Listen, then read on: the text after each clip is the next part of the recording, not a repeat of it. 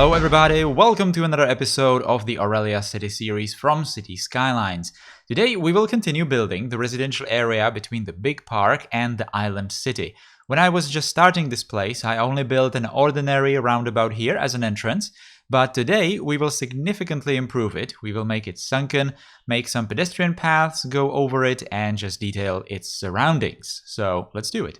So we will start by simply destroying the original roundabout that was in this area. You could have seen that there was actually a pedestrian path going over it into the park.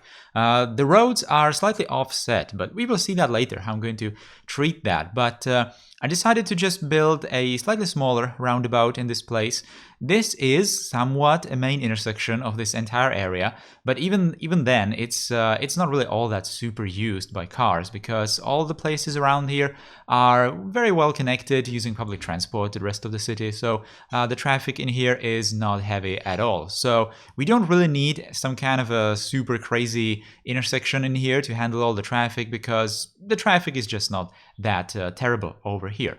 So at this place, I really wanted to have some pedestrian intersection as well because I'm really thinking that around the city, I'm going to make some pedestrian connections that are basically going to allow people to only use their bicycles or just walk on foot to some different parts of the city without ever crossing a street, really. Well, not really ever crossing the street, but just crossing maybe some side roads with very little traffic.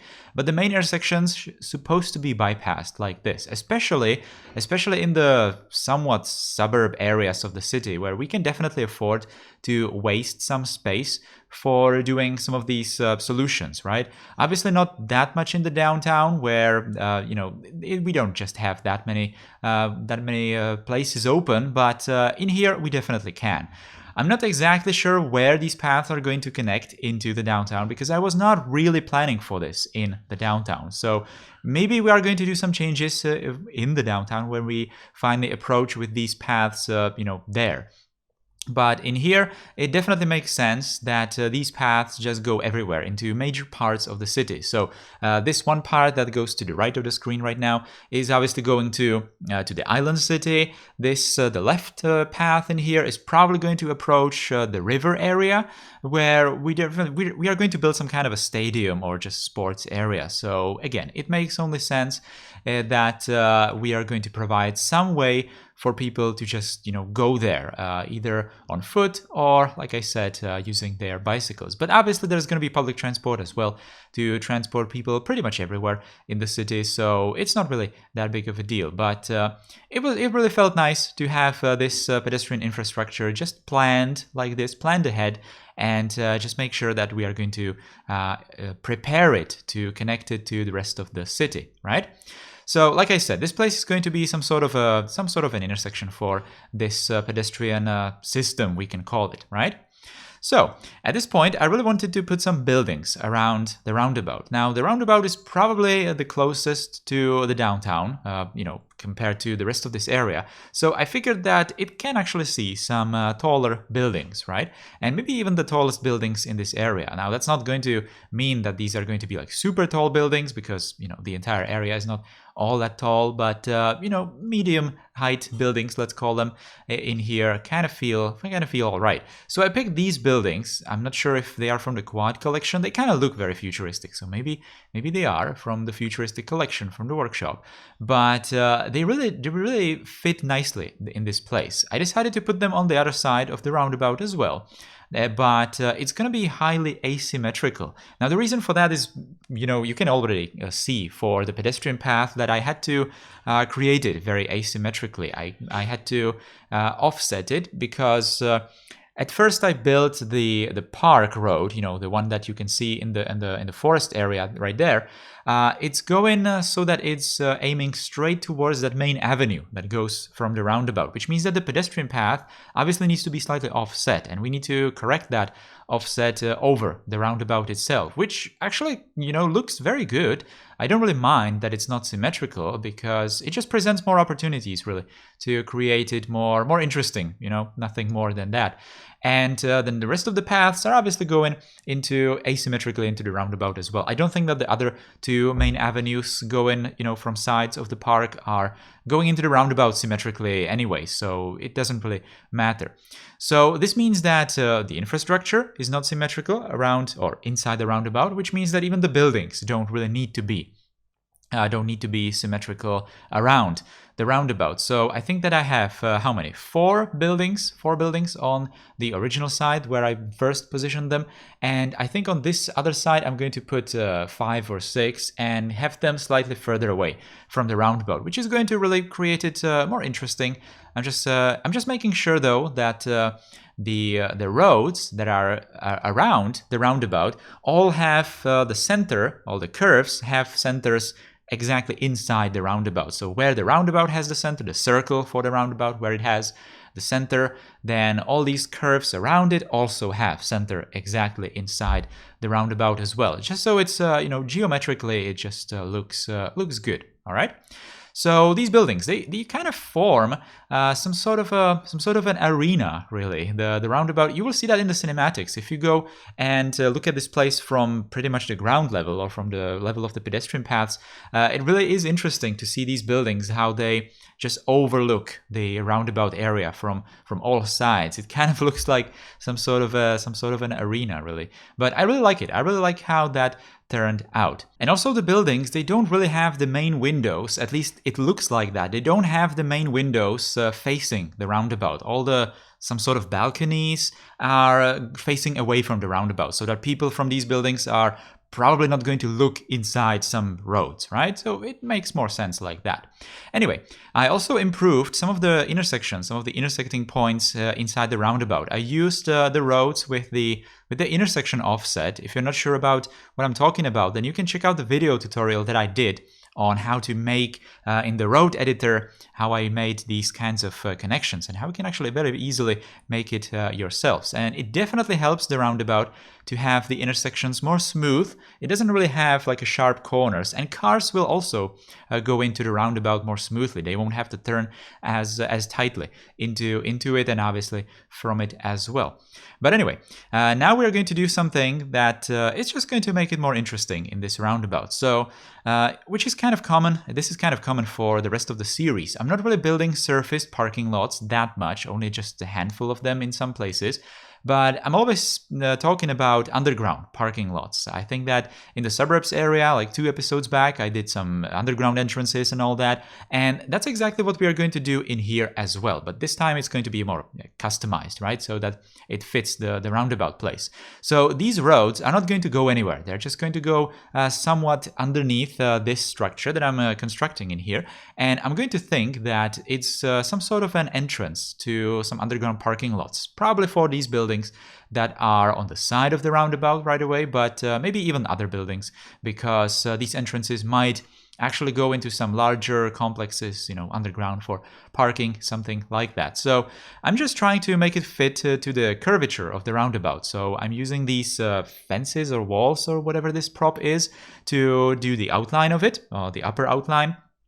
And the pillars converted into procedural objects, as obviously the pillar in the middle as some sort of like a decorative support, really, and these side walls in here. I'm also later going to put a wall inside around the road, so that there it is, so that it looks somewhat alright, somewhat completed when you obviously look at the roundabout area, which you will in the cinematics at the end of the episode, as always. So obviously making sure that the place is covered. That's obviously the point. So we are going to cover the entrance with some surfaces, grass, obviously, which is later going to be decorated with some bushes, flowers, trees, and all the, well, not really trees, because the ground in here is probably not that deep. So only just some short decorations and maybe some benches and stuff like that. So it's going to look very, very nice. I'm also going to copy this thing to the other side of the roundabout because, why not? There's the same looking buildings on the other side, so it only makes sense that we're going to have the same entrance towards it. Now, one drawback of doing these larger intersections is that you can't really have the intersections too close to each other. So that's kind of what I was struggling with in here, because you can already see that the crosswalks are very, very close to each other, and it's just difficult to work with that, because then the segments just distort and display all kinds of weird behavior, even with the cars and all that. It still kind of doesn't really work perfectly, but it's good enough. It's good enough in this place, so it's fine. So doing a lot of detailing also with the surface painter around here, because I don't really want to have the ruined texture around the buildings in here. We also need to make sure that we get rid of all these shadows on some of these streets where we have the entrances to the parking lot, the fake parking lot, because that's unfortunate that we just need to deal with that. So when we put some roads between up on top of some other roads. Yes, that's what I wanted to say. Now, doing some decorations, I wanted to put some cliffs around here. It just occurred to me that I didn't really need to do it with props like I'm doing over here, but it actually looks nice because it's more 3D. But I also just figured out that I do have some decals for pretty much the same texture of these rocks, so I could have probably made that a lot easier, but doing it with these props, it just, feels nice. I'm thinking that this place was probably excavated for the roundabout, so that's why we have those rocks all around, or maybe the rocks are just decorative and were put here after this place was done, so, it doesn't really matter how it was made. The inside of the roundabout is not going to be used. I also made sure with the surface painter that I'm going to get rid of the pavement on the inside part of these roads. I also banned crossing the street with the traffic manager. I also banned pedestrians from crossing the street to the inside part of the roundabout, so we won't actually have any people walking on the inside there, since it would just not make sense, right? Why would they do that if they have the road on top of the roundabout? I still kept the sidewalks on the sides of these roads. Maybe there's going to be some exit from those parking garages maybe to these streets, but there's no real reason for that, and I don't think that I saw that many people in the game actually walking around these places. So even in the game, the people kind of understand that it doesn't really make much sense to just use these streets when they do have the pedestrian one on top of this, which is obviously more convenient. I also made sure that I banned traffic from the pedestrian roads on top of this place, because it is still a road, so cars can use it. So you need to make sure every time you build them, you don't want cars on them, to just ban it with traffic manager.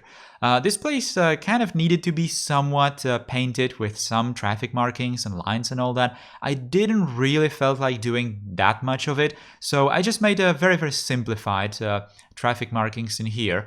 And I don't know, maybe the reason for that might be that cars in Aurelia are somewhat auto-piloted, so they don't actually need the markings on the street. Who knows? But I didn't really want to do the markings too much. I really wanted to keep it more clean on the street. So I only did the arrows. Why not? And some of those lines to just symbolize the edge of the rounded street, right? So we also need to detail this place with some trees and bushes and all those kinds of things. Like I said, putting some benches in this place. Why not? It's just an open green area on the top of those entrances to the underground garages. So I just put some benches there. Maybe people will go there. And also something I already mentioned in previous video, I think I'm probably going to keep just adding some tiny little bits of some different areas to these projects. So for example, for the next episode, I'm thinking that I'm going to do some trams again. I'm probably going to focus on building like a tram station in this place where the tram tracks go towards the dam. And when I'm going to do that, I'm obviously going to also build some surrounding residential areas in this suburb area, let's call it, right? So that's exactly what I'm doing also over here. So the main focus is usually some different project, but obviously around the project, we are just going to slowly continue finishing the rest of this area. So for example, over here, I'm doing another one of those residential blocks with these with the same buildings that I already did 2 episodes back. So it's pretty much exactly the same style, exactly the same thing. So even using these underground entrances, even though I didn't really need to put this one in here, it just occurred to me that I might probably have parking for these blocks, with those entrances that I did from the roundabout. But whatever, I just built one in here, so it's fine. And like I said, it's just the same style as the previous block, so it only makes sense that we are just going to use the same elements around it as well. So doing exactly what I did with the first block, which means that I'm not really cutting this time lapse too much, because it was pretty much all the same. So that is all for today's project, for today's Aurelia episode. Thank you for watching it. I hope you liked it. If you did, then you can put a thumbs up underneath the video, share the video with your friends, and subscribe to the channel if you're new here. And if you really like this channel, then you can directly support it by becoming a member using the join button below. Enjoy the cinematics, guys. Take care and goodbye.